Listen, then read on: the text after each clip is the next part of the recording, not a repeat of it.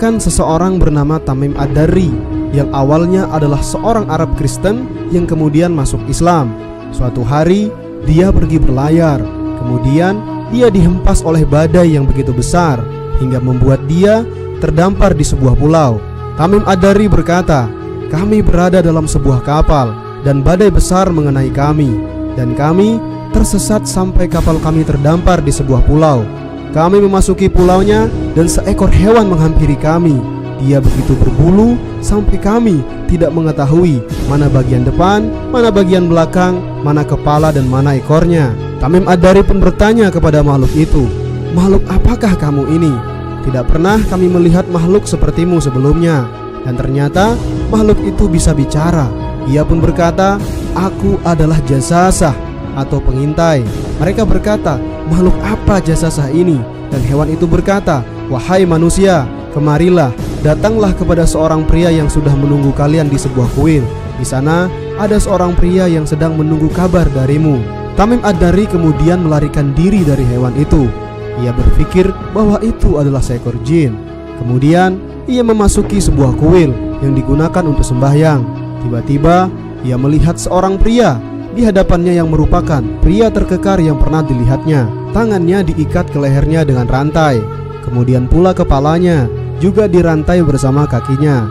Dia hampir tidak bisa melihat ke atas, dan dia dirantai begitu kuat sehingga dia tidak bisa bergerak. Tamim Ad-Dari bertanya, "Siapakah engkau?" Dan dia pun menjawab, "Kau bisa menyakitiku karena aku dirantai. Jadi merupakan hakku untuk bertanya lebih dulu tentang siapa kalian." Tamim Ad-Dari menjawab, "Kami adalah orang-orang dari bangsa Arab. Kami berlayar dengan kapal kami, dan kemudian sebuah badai menghantam kami sampai kami tersesat dan mendarat di pulau ini. Kami datang ke pulau ini dan kami menemukan seekor hewan yang mendatangi kami, yang mempunyai bulu begitu banyak, dan dia menuntun kami kepadamu." Tamim Ad-Dari sangat takut berada dekat dengan pria ini. Ia tidak merasa aman di dekatnya. Meski begitu, pria itu berkata kepadanya, "Beritahu aku tentang pohon kurma di Baishan." Tamim Ad-Dari bertanya, "Apa sebenarnya yang ingin kau tahu tentang Baishan di Yordan?" Pria itu berkata, "Aku tanya kepada kalian, apakah sudah ada banyak pohon kurma di sana atau belum?" Mereka berkata, "Ya, di sana ada banyak pohon kurma, melebihi tempat lain yang kami ketahui." Pria itu pun berkata lagi, "Nanti pohon kurmanya akan menjadi langka, tidak lagi berbuah."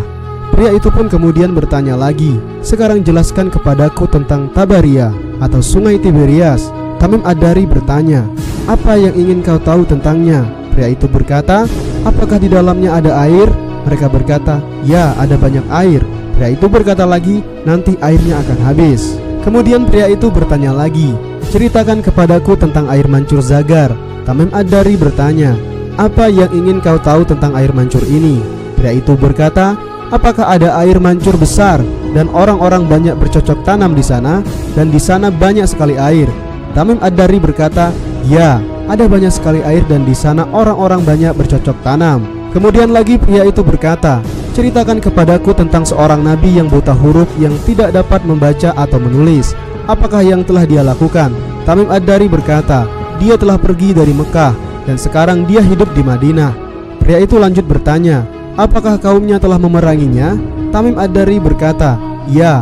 Pria itu bertanya lagi, "Apa yang dia lakukan?" Tamim Ad-Dari berkata lagi, "Dia diusir oleh kaumnya sendiri, tapi dia pergi kepada penduduk Arab lain yang masuk agama Islam bersamanya dan mematuhinya." Kemudian pria itu berkata lagi, "Ketahuilah, lebih baik bagi orang-orang yang mematuhinya untuk terus mematuhinya. Sekarang aku akan memberitahumu tentang diriku. Saya adalah Al-Masih. Al-Masih adalah Dajjal yang akan datang pertama kali mengaku sebagai seorang Nabi Isa. Berdasarkan tanda-tanda yang kau tunjukkan kepadaku, sebentar lagi aku akan diberi izin untuk pergi, dan aku akan keluar. Aku akan berjalan di muka bumi, dan tidak akan ada desa, kota, atau tempat di muka bumi ini kecuali aku akan menjangkau semuanya dalam 40 hari, kecuali 2 tempat, yakni Mekah dan Madinah, karena aku tidak bisa memasukinya. Setiap kali aku ingin memasuki salah satu di antaranya, seorang malaikat akan berjaga-jaga, menggenggam sebuah pedang, dan dia akan mencegahku dari memasuki Mekah dan Madinah." Sahabat ensiklopedia, dari kisah itu Ternyata Dajjal saat ini benar-benar sedang dikurung oleh Allah Subhanahu wa taala di suatu tempat. Namun kita tentu tidak tahu persis di mana lokasinya. Rasulullah SAW pernah berkata dalam sabdanya, "Ketahuilah, Ad-Dajjal berada di dekat samudra pada pulau di suatu tempat di timur Madinah, di suatu tempat di sana." Jadi bahkan Rasulullah SAW tidak tahu persis di mana tempatnya, tapi ada di arah yang disebutkan, yakni dekat timur tengah. Wallahu a'lam, hanya Allah yang tahu. Demikian pembahasan kami kali ini. Semoga bermanfaat. Wassalamualaikum warahmatullahi wabarakatuh.